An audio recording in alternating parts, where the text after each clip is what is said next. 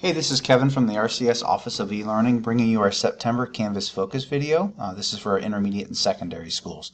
So our focus this month is really maximizing communication tools within Canvas. That includes the course calendar and course announcements. So we'll dig a little deeper into that. We'll also really get to know our rich content editor. That's a tool that you'll see throughout Canvas, and it really gives you some nice options for making communication much more interactive and engaging.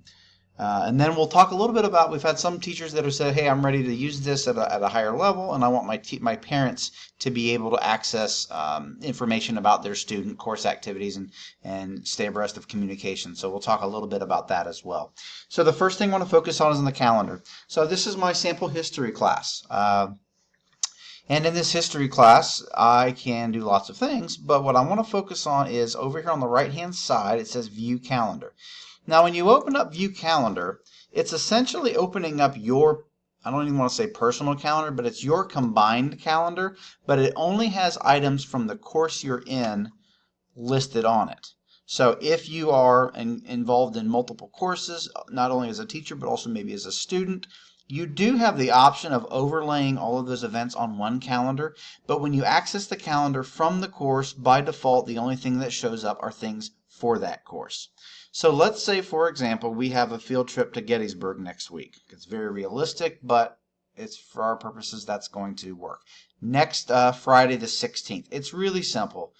You click in the box, you title it Trip to Gettysburg.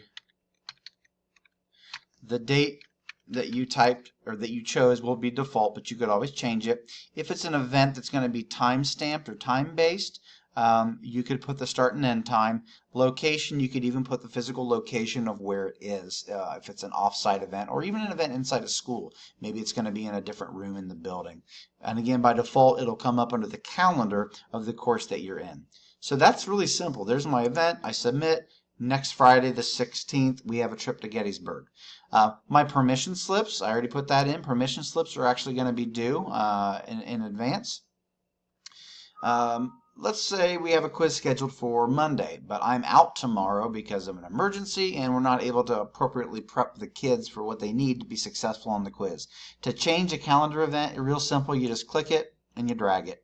That will automatically update on the course syllabus. That will ultimately also update any assignments or quiz due dates, so you don't have to make changes multiple places. A change in one place will globally affect change in other places. So let's say I do have some things scheduled for next week, but for my own personal benefit, I need to see what else I have going on next week. Over here on the right-hand side, you'll see all the calendars for all the courses that you are involved in. Now, I have a pretty significant list of courses because I'm part of a lot of courses. But if I wanted to see, for example, if there were other events I had to be concerned of, I can go click on, this is a class that I'm in, the RCS Secondary Curriculum and Instruction. And I can see, just by overlaying different events, what all's going on. And I can also toggle them off. But again, if you access the course calendar through the course, what will show up initially will be only those events, only those assignments, only those quizzes that are relevant to that course. But you have the option of adding on different courses as well, so you can see for your own benefit, what else do I have due that week or to do, or what have I assigned in other classes. So calendar, again, can be used for events, tasks, but it can also be done, you can also create assignments from here. So let's say, for example, I'll go back into my history class. I'm going to have an assignment on Wednesday. Just that same box comes up. This is not an event, this is an assignment. Now, this is a very basic assignment setup here. I could say projects due. On the 14th, this will make a little bit more sense as far as groups when we start actually creating assignments. But if I wanted to do a little bit more, like actually go in and create the assignment, I could click on more options. That's where I can go in and give text instructions of what the assignment is. I can do the assign the point value. I can put it in an assignment group, which that's going to be for weighting purposes, mastery versus practice. I can go in and do my display grades, but again, assignment and quiz settings are going to be addressed at a later, probably next month. But at the very least, you could go in and put an assignment as a due date. The benefit for the students is that on their calendar, even though you haven't completely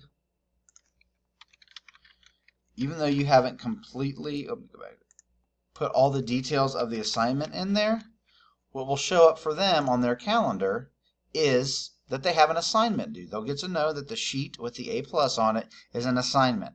Calendar icon is a calendar. It's an event. So even though you haven't put the specifics of the assignment in there as far as how are they to do it, what is the assignment, they can at least see that, hey, there's an assignment due. So this, this is going to be helpful if you're creating assignments that aren't going to necessarily be submitted through Canvas. It could be done completely separately, but you can at least put that in as a visual reminder that they have projects to do. And even if it's not submitted through Canvas, you can still go in and do grades and things through there. So calendar, great way to communicate, great way to help our students become more organized. Course announcements is another way you can communicate with your students. A couple of ways you can get to it. On the left-hand side in your course navigation, you can click announcements, and that will give a if you had multiple announcements, it'll have them all time-stamped. So it's a great way to go in and say, hey, I made the announcement last week. We've been in Canvas every day, or at least every other day. The announcement's been there. So you could create a new announcement from there, but also from the home page on the right-hand side, new announcement. New announcement, you should see some things that are pretty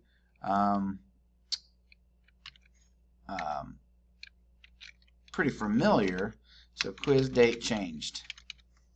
So I changed our quiz date from Monday to Tuesday, and I could go ahead and type that in if I wanted to, and that's great. You can use basic word process formatting tools, left, center, right alignment, a few different colors. There's no text font choices because really Canvas is designed about accessibility. Some fonts are not compatible with screen readers, so they try to keep it pretty simple. But you can go in and do some things like import images, and you can make hyperlinks, you can do tables. But one of the tools that I like about it is if a student might pay more attention to a video of me, I might go in and I might say, hey guys, quick reminder, because I'm not going to be here tomorrow, quiz is not Monday, it's been pushed to Tuesday, so make sure you pay attention tomorrow. And right now, and same announcement that I would have typed in that they might have looked at, I've now been able to put in the announcement. So that's consistent through anywhere you see this rich content or rich text editor, you can go and do font, text-based announcements, text-based input, or you can do video. All you need is the webcam, which all the teacher laptops will have, and all the student laptops will have as well. You can also attach a file, and you can do things like, it's an announcement, but I don't want it to go out until Monday. So I could go in and delay that, and I want it to go out actually on, we'll say, Sunday night. So that'll make their evening when they realize that there's not going to be a quiz on Monday. You might want to think about things like allow liking or unliking. It's not a social media platform. And we don't want to necessarily use announcements as a dialogue form, but those are some things that we can certainly work through for you. So once you save that announcement, it shows up a couple of places. That announcement is going to show up in the announcements portion of the course navigation. It's also going to show up, actually it's not going to show up on my course dashboard because I changed the posting date to not go until Sunday night. But if I decide, I'm going to go ahead and tell them now, I can go ahead and open up the announcement. I can edit it. And down here I can say, nope, let's make it available immediately. So now it's going to show up in my announcements. And on the student side, they will see that announcement show up on there as well. Speaking of which, I can never reiterate this enough. It's a great tool. A lot of times people forget about it. If you ever want to see what the student view is on your course navigations, click Settings. Right hand side, Student View. This is going to be what your students see when they are enrolled in your course. Okay, so if I need to see announcements, I can click on announcements. There they are. But the really cool thing is, even on their individual dashboards, the students will see, I won't be able to see that, but they'll see that announcement on their main dashboard when they log in. Third thing I want to go over this week, parent access. There'll be some documentation forthcoming in the next couple of weeks that you can provide to parents, either directly or through the students. Definitely want to have this in place before student parent-teacher conferences, because there's some great ways that parents can see what their students doing. You can communicate with parents, and you can keep parents better informed. There's actually two methods. The first one is, let me go ahead and leave student view. And I'm actually going to log out. So if parents go to that richmond.instructure.com, that'll take them to the same login page that the students get to. Right down here at the bottom, or up here at the top, sorry, need a Canvas account? That's the first thing a parent would do.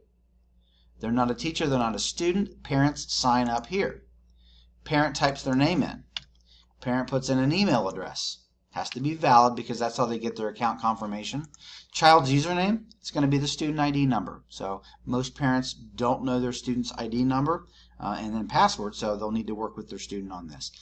Username, password, agree to the terms, start participating. It's going to send a confirmation email to the parent. They are going to establish a password. Then every time they go to richmond.instructure.com, they log in using those credentials. They can see course activity of their student. Okay, they're not going to see activities of other students in the class. Only thing they're going to see is those things that their student is directly involved in. It could be assignments, it could be the discussion post, but nobody else's. It also gives them the ability to get those assignment notifications. So anytime there's an announcement or anytime there's a calendar change, parents can have those same notifications.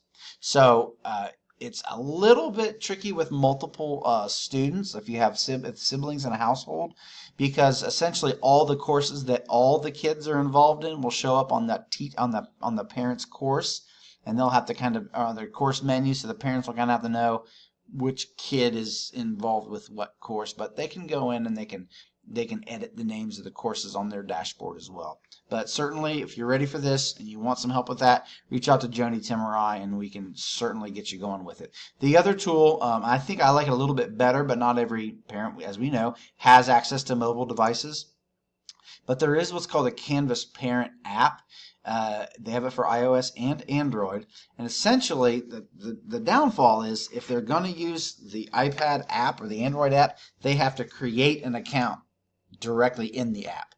So what that means is a parent that may be viewing their students' progress or activities on a desktop or a PC, they need to create an account through the richmond.instructure.com. If they want to use the app, they would have to also create an account for the app itself. We just recommend they use the same email, they use the same password, that way it's clear. So it's a little bit iffy right now, but the app itself is really solid. It allows them to go in, and this is an example, this is a screenshot, this is exactly what it looks like. If they have multiple students in the household, they can just toggle through the kids, so it's really cool. It shows the grades on the courses. It actually lets them go in and see what's upcoming. So a lot of parents that say, hey, I don't feel like my kid is letting me know what's coming up. You can look at a course and see exactly what's been done, what's coming up. And this is perfect for any helicopter parent. They can actually go in and set notifications that anytime a course grade goes above or below a threshold, that they'll get notified. They can set it so anytime my student has an assignment missing, they get notified. They can set it that anytime they have an assignment grade that's above or below a certain level, they can get notified. And then also they can toggle on and off course announcements. So really the benefit to that is for parents that do want to be highly involved in their students' academic life, these tools give them the ability to do that. It could help limit the amount of conversations at a conference of, why didn't I know that my student had a 65%? Why was I not notified? The easy answer is, well, we would hope that your child would tell you that, but we also know in reality that's that's not happening as much as we'd like. So this is an opportunity for the parents to be able to not only see the progress that their students making, but also then to